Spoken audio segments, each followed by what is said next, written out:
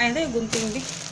Hello guys! Good afternoon. Sa kanya nag-vlog tayo. So ngayon, dumating na kasi yung aking in-order from Shopee. Actually, may mga ano pa ako, hindi ko na haul. Pero ito, i-haul natin. No? Kasi, tignan natin kung ano yung laman ng briefcase. Laman. Shopee free shipping. So, unahin natin ito. Ito ay, ano ba ito? Ito alam ko ano ito. Pagnatin ko. Malaki siya. So, ano to guys? Parang, ito. Yung ano pala to. Yung sabitan ng ano, alam niyo na to. Sabitan to ng mga junk foods. Ng mga chips. Kasi nga, ayan, marami yung binili ko. Magkano ba yung binili ko?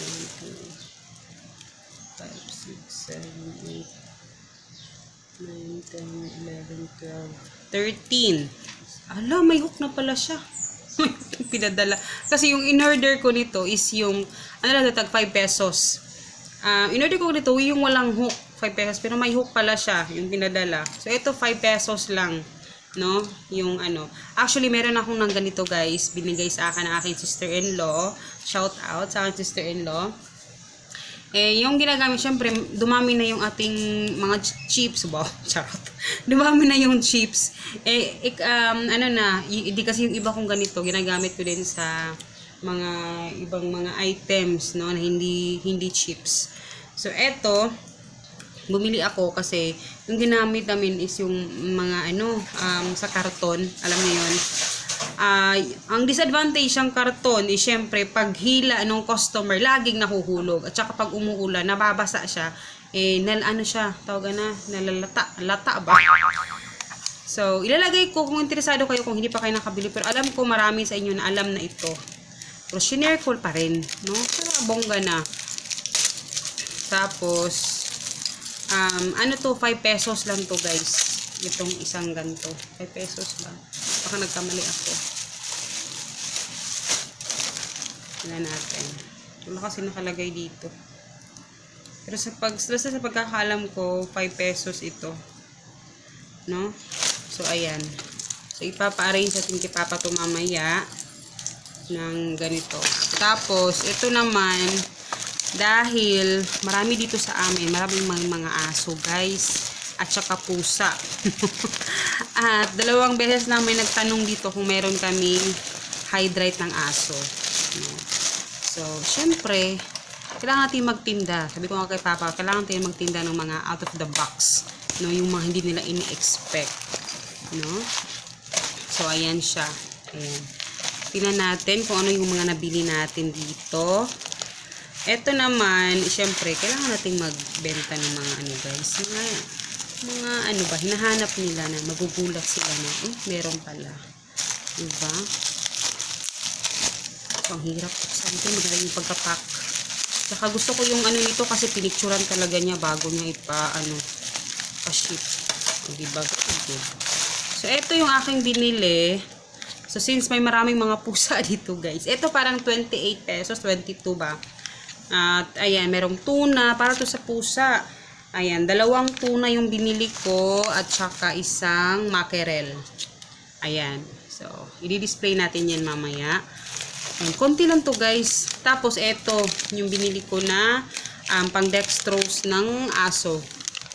No, kasi marami talagang naghahanap nito guys. Maraming naghahanap nito. Eto ay magkano ba to? 5 pesos ata ito. Ilalagay ko yung presyo dito sa screen. So, ayan. Bumili ako ng 6. And then, para pharmacy na ito. Meron akong ito. Ano lang to, 1cc. Maliit lang, sobrang liit. Pero plano akong bumili ng mas malaki. No? Ayan. Bumili ako ng ganito. Kasi, pag kailangan gamitan kasi ng ganito. Pero parang maliit lang masyado ito. Sana bumili ako ng mas malaki-laki pa. Pero carry na to. Ito naman, nakalimutan ko yung mga presyo nito guys. Pero sobrang mura nung nabilhan ko nito. So, i-display natin ito para syempre mabenta na natin. No? And yung iba, yung may parating na ako na Shopee naman ngayon, ayun ay para naman yun sa aking anak. Kasi pasukan na. So, yung aking binibili galing from Shopee pa din kasi syempre mas mura, 'di ba? So ayun, salamat sa panonood. Yun na naman yung aking nabili sa ating try ko mamaya ipa sa inyo pag nalagay ni Papa yung ibang mga junk foods dito sa ating lagayan ng pataw dito strips, no? So see you in the next video. So ayan siya guys. Yan, nilagay na ni Papa. So, ito yung itsura niya. Ayan, oh. Ayan, pag ano ni customers. Ayan. Tapos, hassle, mag-ano ng stapler. No? Actually, matagal ko nang nasa cart ko yon pero hindi ko ma-check out kasi pinag-iisipan ko. Bakit? So, nakikita nyo yung na empty na yung iba, oh. So, dito namin nilalagay talaga yung mga, guys, yung mga junk foods kasi mas mabilis yung benta. Pag nakikita, yung sila lang yung kumukuha. So, pag ganito, hindi siya talaga na, diretsyo na yan pag hila nila. So, kaya ito si Papa, yun yung pinapagawa ko sa kanya. Hi pa. Ayun, pinapagawa ko sa kanya yung, titingnan ko siya kasi yung one time na niya yung snack ko pag punch niya, no? So ito naman, ito yung naglagay ko dito ng pang-load ng pag may load. Ayan. So madilim dito guys pag dito ka sa labas.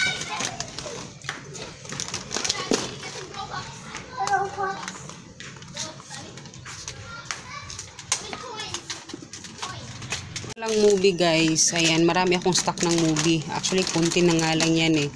Kasi mahirap hagilapin tong movie sa amin. So nakakita ako ng ganito ng movie sa sa grocery kaya pero nakakapag ako dito mga alas 12 na ng hating gabi. Nakakapag-check out ako nito kasi may stocks. So marami akong ino-order na ganyan at saka yung pillows. Konti na nga lang din yung pillows natin. No?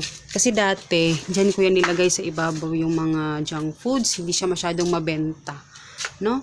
So dito ko pinalabas ko ulit kay Papa pero actually matagal na 'tong nasa labas. Noon yung hindi pa to na yung tindahan. Sa loob, ngayon sa labas na talaga lahat. Kasi mas mabilis yung benta, lalo na pag ganitong umuulan. Nagugutom yung mga tao. Kaya laging nabili. Tapos ito din guys, ito mga fast moving to. Kami lang yung nagtitinda ng mga ganito dito. No? Yung mga black O, ito 14 pesos, easy. Meron din kaming ito. Iba, may mga iba pa na sold out na. May mga cookies, pa to, wala na. So, yan, mabenta sa amin yan. So, dito lang pinalagay ko lahat kasi nung una dito yan, natatabunan kasi yung ice cream at saka yung namin. So, ito guys, soon meron improvement itong tindahan na ito guys. Na to. Medyo malalakihan na natin yung ating pero hindi pa ngayon. Pero yan yung ating goal.